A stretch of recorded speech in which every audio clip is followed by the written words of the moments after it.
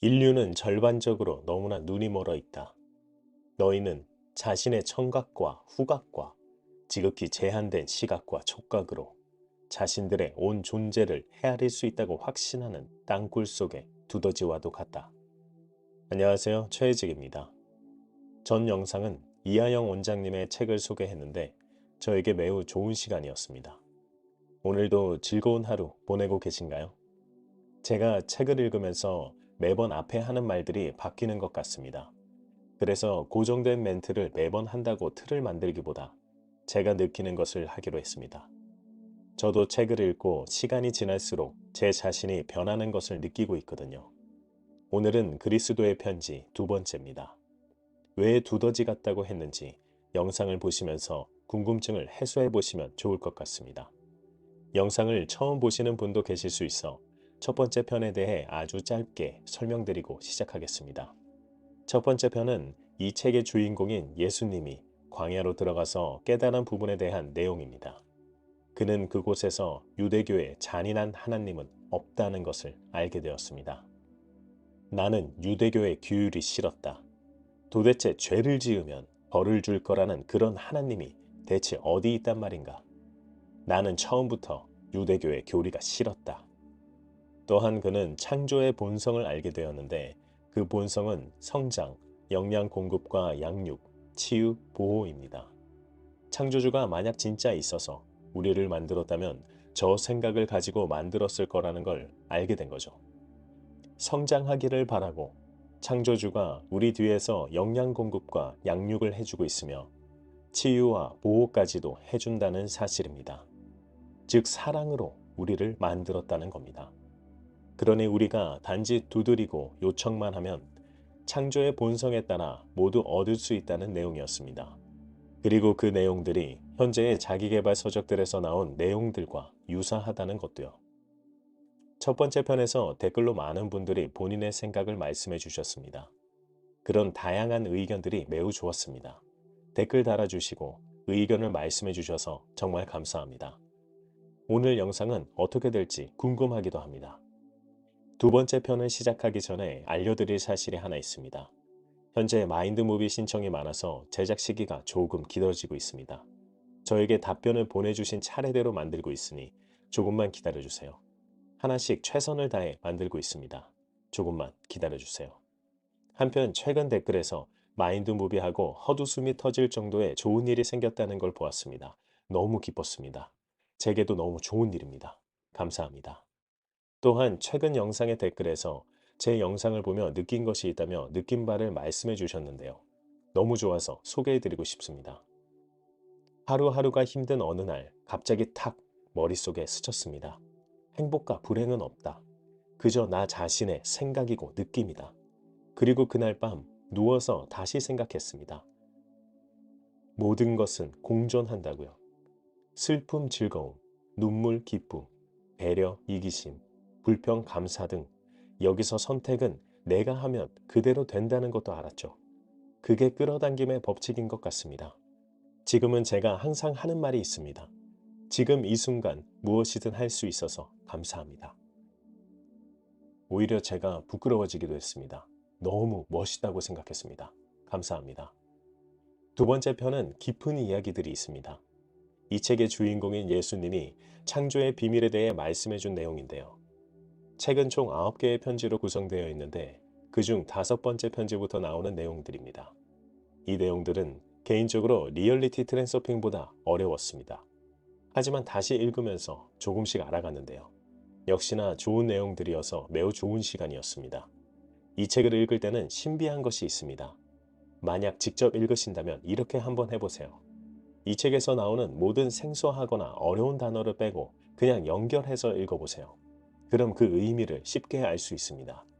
저는 여기서 단어를 설명하긴 할 텐데요.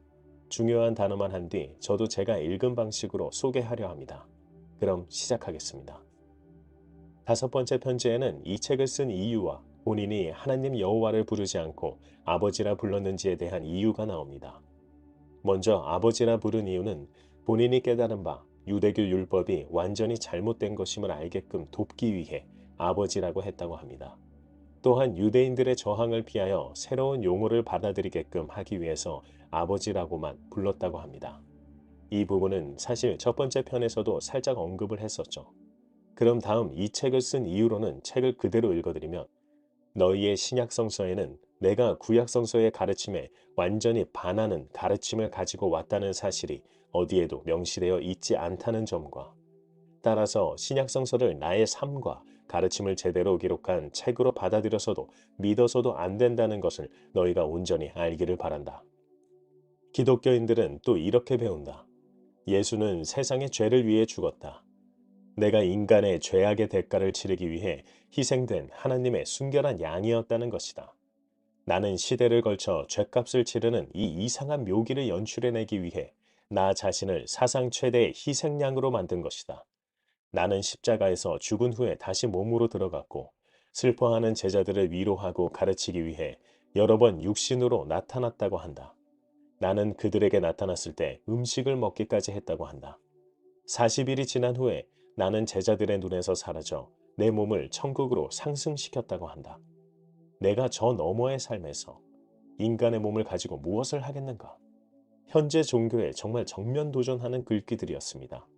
성경이 틀렸으니 다시 말해주겠다고 아예 명시를 했어요. 그래서 이 글은 19세기에 일어났던 뉴에이지 사상이 있는 건가? 하고 찾아보기도 했습니다. 뉴에이지 사상은 만물에 하나님이 깃들어 있다는 겁니다. 그 사상과 이 책은 어느 부분은 맞지만 또 어느 부분은 다르기도 합니다. 뉴에이지 사상은 우리나라에서는 종교로 받아들이지 않습니다. 뭘 믿든 본인의 자유를 주는 나라에서 이단이라며 배척하는 풍토가 있다는 건 참 아쉽기도 합니다. 물론 이상한 종교 집단에 의해 피해를 보는 사람은 없어야겠죠. 그런 피해를 주는 집단이 아니면 상대방이 믿는 종교를 이단이다, 아니다를 꼭 따져야 하는 건지 의문이 들기도 합니다. 제가 종교를 너무 모르는 걸까요? 더 알게 되면 이런 소리를 못 할까요? 전 더 알게 되면 굳이 말을 안 할 것 같기도 합니다. 그저 존중해주면 되니까요. 다시 책으로 돌아와서 이런 말씀도 합니다. 두려움에 쌓인 정통 유대교인들은 자신들이 대중에게 말해주기로 정한 나에 대한 이야기 틀과 동일한 맥락 속에다 나의 제자들도 가둬 넣었다. 그들은 유대인들을 기독교의 새로운 신도가 되게 하려면 구약성서를 폐기해야만 하게 될까봐 두려웠다. 왜냐하면 구약성서야말로 수백 년의 세월 동안 유대인들을 하나로 뭉치게 해온 구심점이었기 때문이다. 그래서 그들은 나의 가르침에서 옛 신앙과 어울리는 것만을 제멋대로 가져오고 첨삭했다. 내가 다윗 왕의 후손임을 유대인들에게 확신시키기 위해서 나의 족보도 열거했다. 내가 오래된 유대 가문의 혈통을 지녔고 그러므로 메시아가 될 수 있음을 밝히려는 목적이 아니라면 그들이 왜 그런 성가신 짓을 하겠는가? 생각해보니 그럴 수도 있겠네요. 굳이 족보까지 나열한 이유의 목적 말이죠. 정당성을 부여하기 위해 노력했다는 흔적처럼 보일 수도 있겠습니다.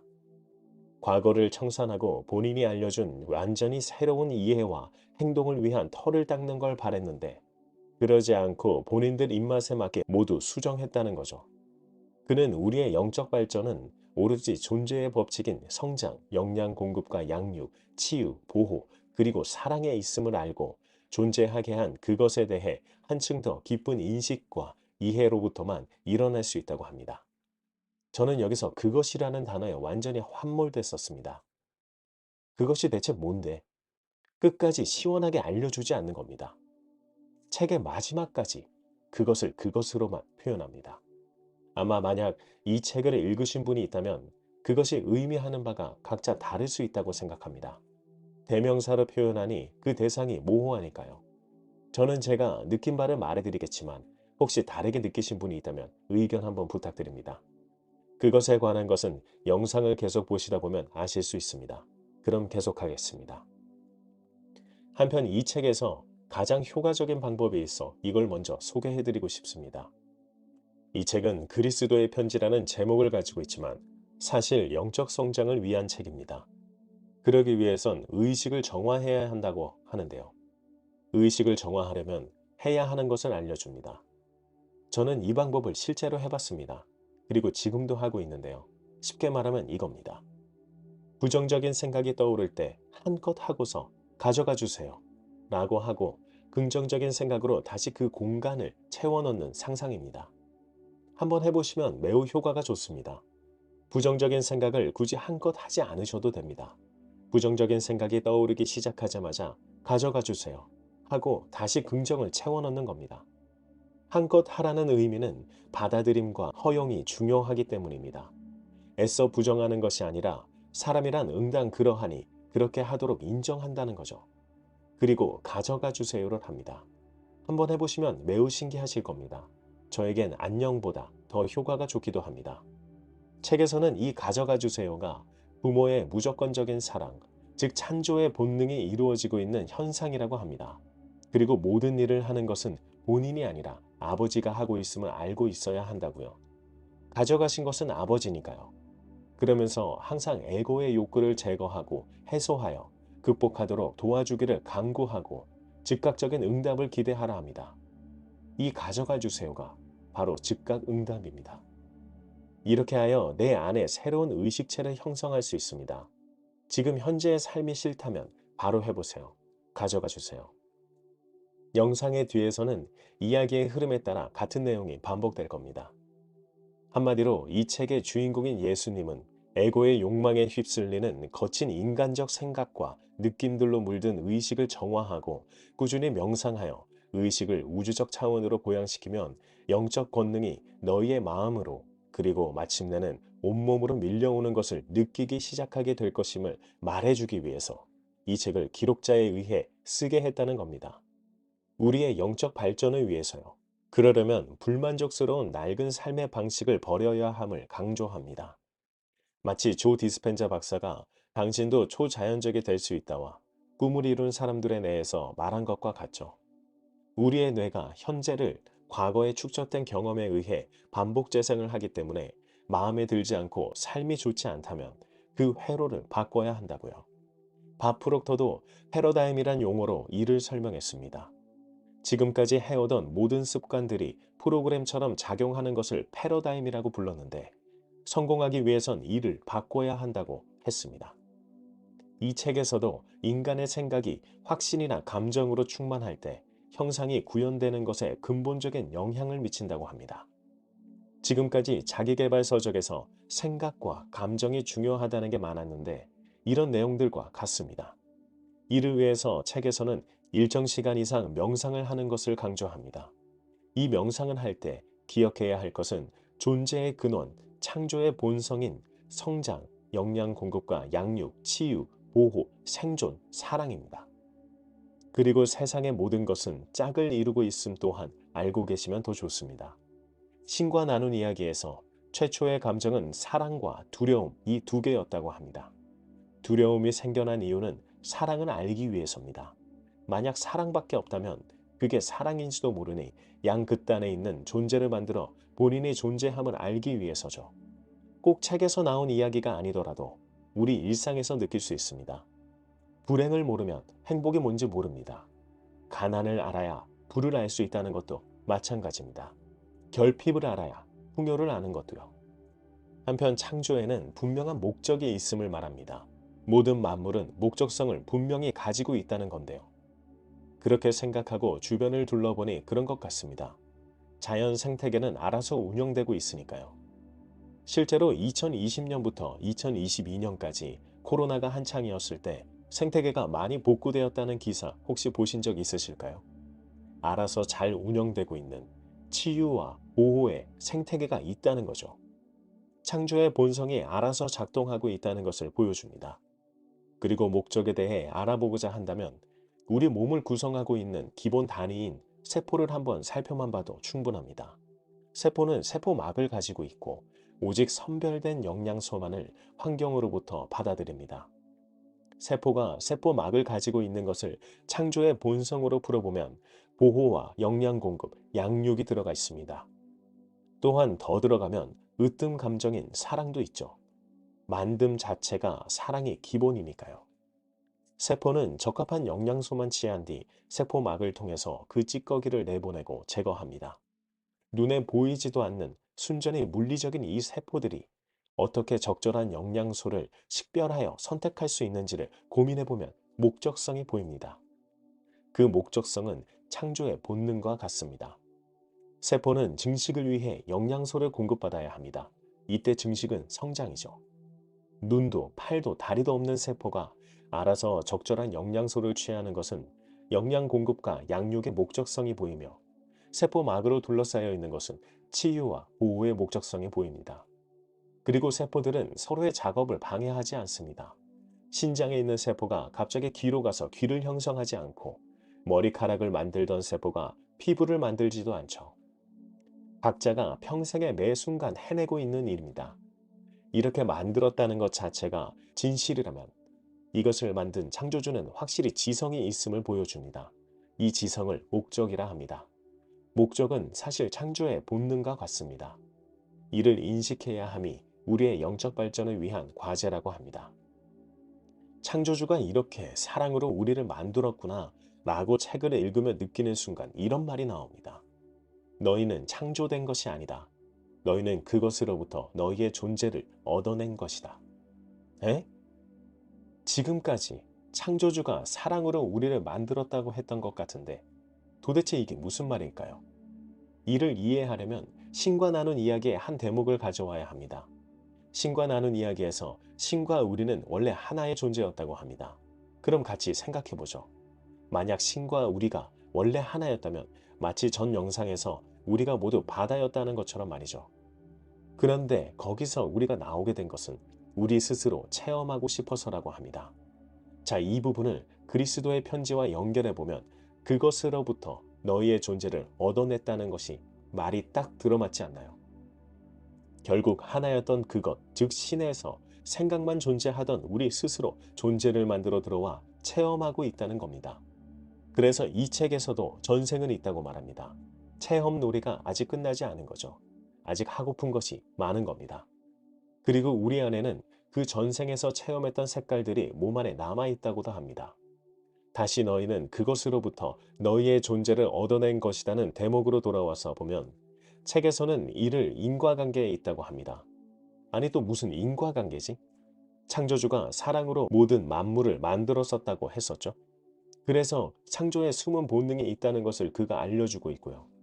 그리고 분명한 목적성이 있다는 것도요. 즉 본인이 본인 스스로 만들었다는 이야기가 됩니다. 그냥 쉽게 말하면 본인들이 체험하고 싶어서 만든 온 우주라는 거죠. 신과 나눈 이야기에서 나온 개념과 그리스도의 편지에서 나온 개념이 맞아떨어집니다. 우리가 스스로 우리를 만든 목적이 경험이고 체험이고 성장에 있다는 겁니다. 신과 나눈 이야기에서 서로 양극에 있는 존재들이 서로 존재를 알기 위해 서로를 만들었다고 했습니다. 어찌 보면 서로 구속력을 가지고 있습니다. 한쪽이 없어지면 나머지 한쪽은 그 존재함을 잇는 거니까요. 그리고 완벽하게 평형 상태를 유지할 겁니다. 서로 만날 수 없으니까요. 행복한데 불행하지 않을 테니까요. 풍요로운데 궁핍하지 않을 테니까요. 서로 양극에 존재하는 서로가 존재함을 알기 위해 존재하는 에너지들이 있습니다. 상자 안에 에너지 A는 오른쪽 끝에, 에너지 B는 왼쪽 끝에 있습니다. 그리고 어느 한쪽이 절대 없어지지 않습니다. 그러면서 서로의 단면이 절대 만날 수가 없습니다. 단면이 붙을 수가 없으니 서로의 단면 사이에 공간이 있겠죠. 상자 속이니까요. 그 공간이 창조의 공간으로 불립니다. 그 공간은 절대로 관찰할 수 없다고 하는군요. 만약 인간적인 생각이 끼어든다면 바로 무너진다고 합니다. 마치 양자역학의 전자 같네요. 인간이 관찰하는 순간 파동이 아니게 되는 것 말이죠. 잠시 이 실험을 설명드리면 눈으로 보지 않을 때는 파동으로 존재하다가 눈으로 보는 순간 입자로 변한다는 겁니다. 이 실험의 이름은 이중순릿 실험입니다.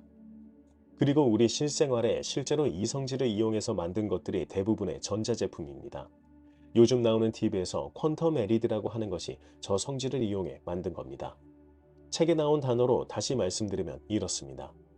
아버지 의식의 창조 에너지의 도구인 전기와 어머니 의식의 창조 에너지의 도구인 자기와 서로를 구속하는 평형 상태에 있다. 그것을 찾아 과학자들이 아무리 공간을 들여다보더라도 그것은 결코 공간 속에서 탐지되지 않을 것이다. 아버지 의식의 추동력은 지성적 작용이고 어머니 의식의 추동력은 생존을 위한 양육으로 서로가 평형 상태이다. 이 두 의식은 강력한 비인격적 힘이나 그 안에는 사랑이 있다. 영적으로 진화해 갈 때마다 그것을 느끼게 될 것이다. 평형 상태 속에 공간이 있음의 상태이다. 평형 상태에 있는 이 추동력들은 서로 얽히면서 나선, 소용돌이를 형성하고 그것이 에너지를 만든다. 책을 그대로 이해하는 것도 중요하지만 사실 이 책을 전부 이해하는 것은 불가능하다고 저는 생각합니다. 그래서 창조에는 목적성이 분명히 있고 우리가 우리를 스스로 만들어낸 것이라는 것만 알고 이 책에서 나온 주옥 같은 글들을 소개하는 것이 더 의미가 있을 거라고 생각합니다. 처음에 말씀드렸었죠. 생소하거나 어려운 단어를 빼고 연결해서 읽으면 사실 어려운 것이 아니었습니다. 단어를 설명한 내용의 풀이가 생소한 것일 뿐 결국 우리가 아는 내용들의 합입니다. 하지만 이 주옥 같은 문장들을 소개하기 위해서 또 책에 나온 어려운 부분을 끄집어내야 할 때도 있습니다. 최대한 쉽게 해보도록 하겠습니다. 서로가 대화할 때 한 사람이 공격적인 언어를 쓰게 되면 어떻게 될까요? 즉각적으로 상대방은 자기 방어적인 태도를 취하게 됩니다. 이 자동적인 자기 방어를 취하게 하는 것을 에고라고 합니다. 에고는 영혼을 다치지 않도록 보호해주기 위해 만들어졌습니다. 그리고 본인을 본인답게 만들어주는 것 또한 에고입니다. 좋아하는 것과 싫어하는 것이 있는 의식을 에고라 보면 됩니다. 이 에고는 자기중심적이고 예민합니다.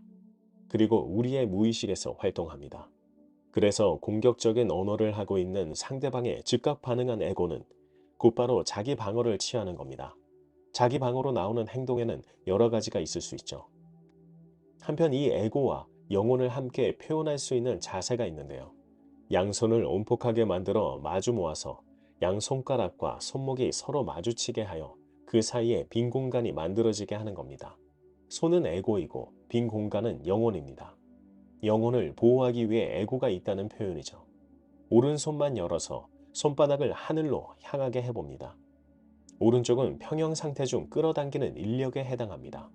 다시 손을 모은 뒤 이번엔 왼손만 열어서 손바닥을 하늘로 향하게 해봅니다. 왼쪽은 평형 상태 중 밀어내는 청력에 해당합니다. 책에서는 이 자세를 해보고 심상화하여 에고와 영혼, 인력과 청력에 대해 이해해보라고 권합니다. 한번 해보셨나요? 마음의 모든 작용을 이 자세로 표현할 수 있다고 합니다. 이것이 창조적 본성을 지닌 의식의 에너지임을 명심하라고 합니다. 책을 그대로 읽어드리면 이렇습니다. 오른손은 원함과 욕망의 근원이다. 그것은 삶에서 필요하거나 매우 탐나거나 즐김직한 것을 획득하는 데에만 언제나 조준되어 있다. 이는 사실 건설적인 목적을 향해 조준되도록 영적으로 의도되어 있다. 하지만 다른 생명체의 요구와 평등하게 균형이 잡히지 않고 제어되지 않으면 인격의 병이 된다. 왼손은 너희의 인격이나 가족이나 일에 공격을 가하는 세력으로부터 자신을 방어하는 상징이다. 이 왼손은 너희의 사생활을 확보하고 생명을 구하도록 영적으로 의도된 배척함을 상징한다. 그것은 너희의 신체적, 정서적 생존이 위협받을 때 정당하게 사용할 수 있는 무기다. 사람은 본인의 결핍을 숨기고자 공격적인 언행을 할 때가 있습니다. 상대방에게서 본인의 결핍을 본 거죠. 그래서 화가 나는 겁니다. 본인에게요. 그런데 그걸 상대방에게 화내게 됩니다. 상대방의 에고도 들켰다고 느끼게 되면 같이 화를 낼 수도 있고 혹은 의도적으로 피할 수도 있겠죠. 책에서도 말합니다. 너희의 모든 행위는 결국 유사한 형태의 공격으로 외부화하여 자신에게로 반사되어 돌아오는 의식에 새겨진 청사진임을 늘 명심해야 한다고요. 그리고 어떤 종류의 공격이든 보다 건설적인 차원으로 받는 방법은 이 예민한 에고를 넘어설 때 가능한 일이라고 합니다. 이 책의 궁극적인 목표죠. 우리 스스로 만들어낸 에고를 차근차근 지워나가는 거요. 그렇게 왼손과 오른손으로 끌어당김과 밀어냄을 알게 되는 와중 한쪽만을 열었을 때 영혼의 빈 공간은 여전히 그 자리에 공간으로 남아 있었습니다. 손이 개입하지 않았죠. 그 공간은 말이죠. 에고가 시시각각 요구를 성취하고 모든 불쾌한 일로부터 영혼을 지키려고 분주할 때 영혼은 항상 거기에 있습니다. 이 영혼의 자리를 책에서는 하늘나라라고 합니다. 그래서 이 책의 주인공인 예수님이 지상에 있을 때 이렇게 말했다는 겁니다. 하나님의 나라는 너희 안에 있다. 또 좋은 글귀를 소개해 드리겠습니다. 우리는 공허함을 느낄 때가 있습니다. 그 공허함은 원한 것을 성취했을 때 찾아오게 됩니다. 그 새로움은 이내 사그라져서 새로운 소유물은 속된 것이 되고, 감각이 다시 시들어져 지겨운 느낌이 마음에 자리 잡아 반복적인 일과가 따분하고 재미없어집니다. 그러면 에고는 거기에 흥분과 쾌락으로 활기를 불어넣기 위해 성취할 또 다른 목표를 찾아냅니다. 우리가 성공하고자 하려면 사실 이렇게 해야 함을 자기계발 서적에서 말합니다. 특히 그랜트 카돈의 집착의 법칙에서 그랬죠. 이 책에서는 그 공허함을 이겨내려면 더 많은 걸 갈구하는 것을 본능으로 받아들이고 창조의 본능을 상기하여 명상을 하라고 합니다.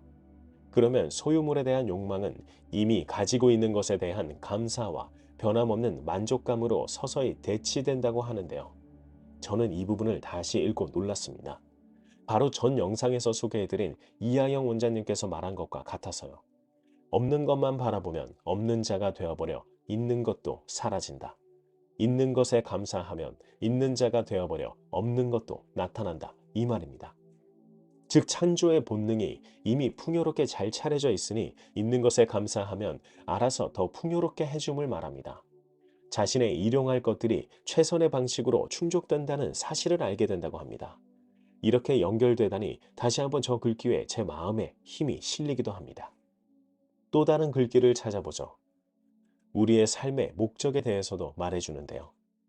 이 책의 궁극적인 목표와도 같습니다. 우리 에고에 대한 완전한 통제권을 얻는 것. 에고가 우리에게 부여했던 이기적인 소유, 보호 욕구를 벗어나는 겁니다.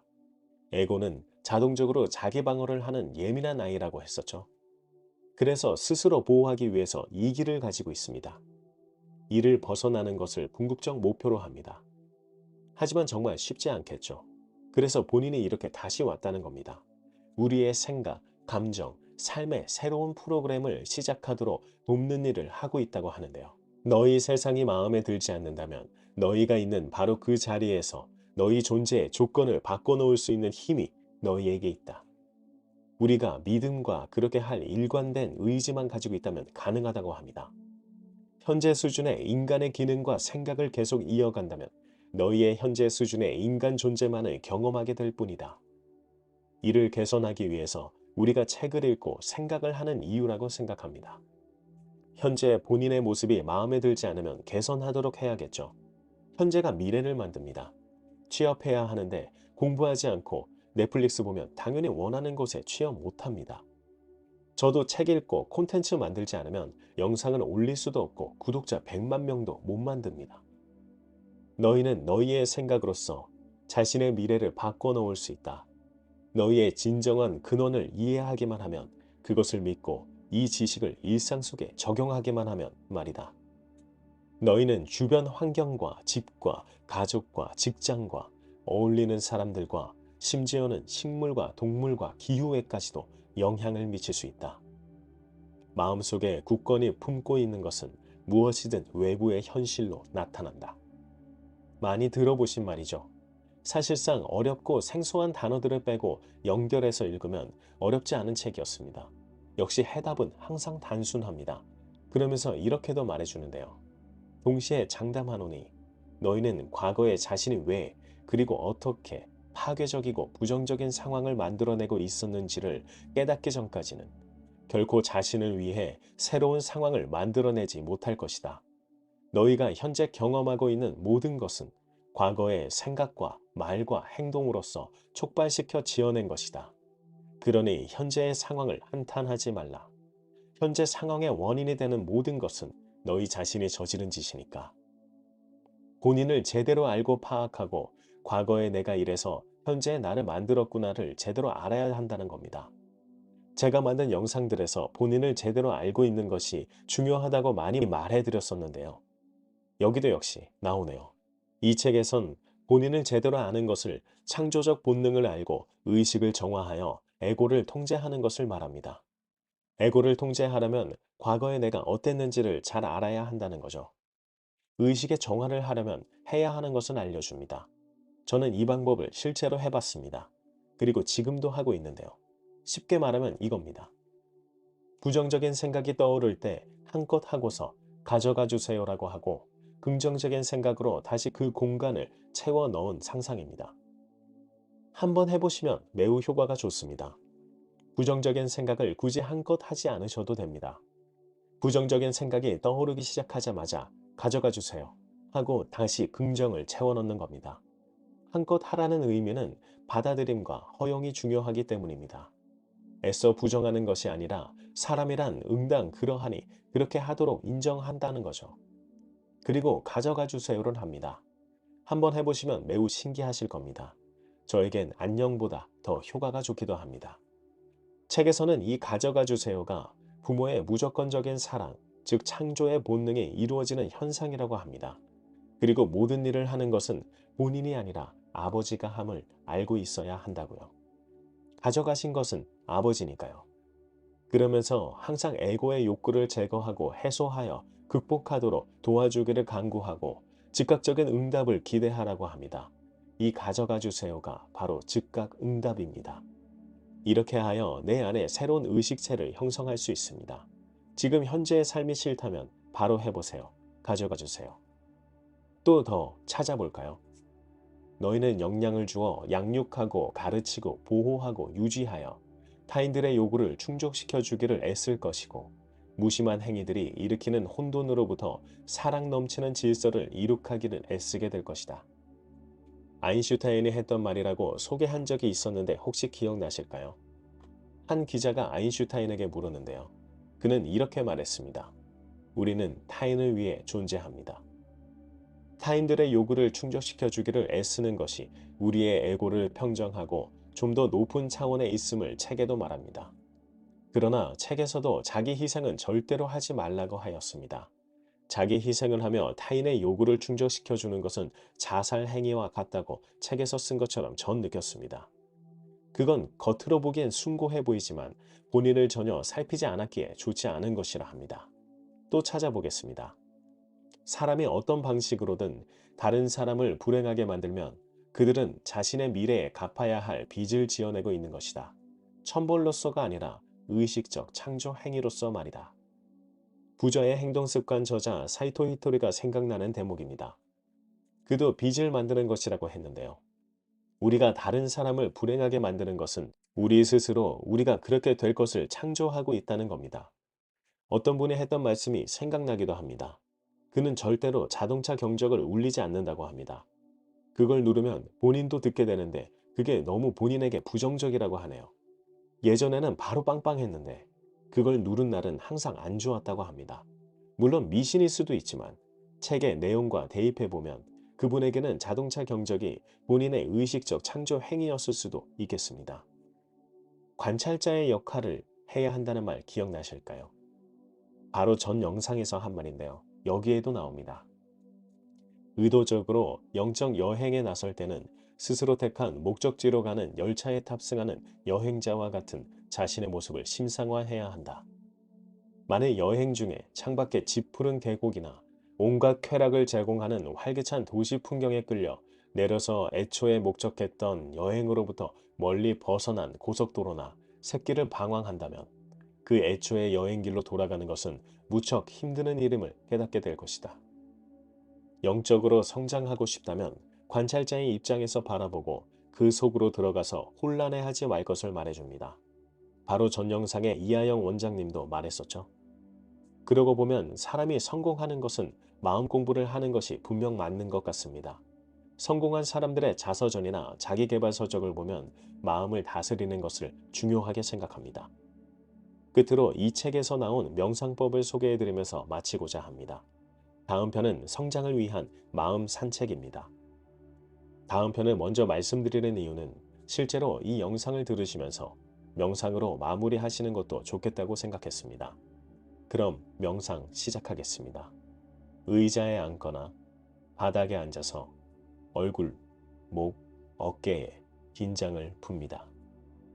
가능하면 허리에 느끼는 긴장도 풉니다.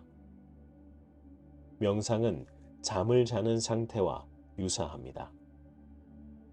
이제 몸이 어느 정도 긴장이 풀어짐이 느껴지셨으면 눈을 감은 채로 시선을 올려 이마를 향하게 해주세요.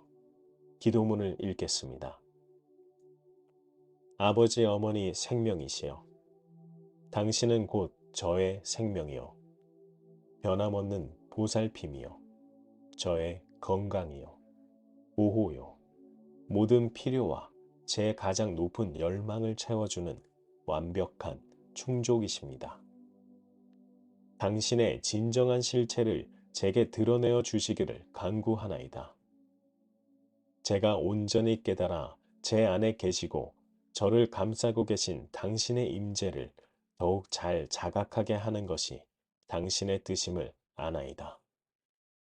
그것이 가능함을 믿고 아나이다. 당신이 완벽한 사랑으로 저를 보호하고 지켜주심을 믿나이다. 저의 궁극의 목적은 당신을 표현하는 것임을 아나이다. 이렇게 말하는 동안 당신이 저를 온전히 받아들이심을 아나이다. 당신은 이 세계를 이토록 놀랍게 설계하여 가시적 형체로 나타나게 한 사랑에 찬 우주적 지성이시기 때문입니다. 당신이 제게 말해주시기를 간구하고 귀 기울이는 동안 당신의 신성의식 속으로 의식의 탐조 등을 비추어 보냅니다. 당신은 제 인간적 의식을 관통하여 나날이 섬세해지는 제 마음과 가슴으로 시시각각 가까이 다가오고 계심을 압니다. 저 자신과 저의 삶을 당신의 보살핌 안에 내맡기나이다.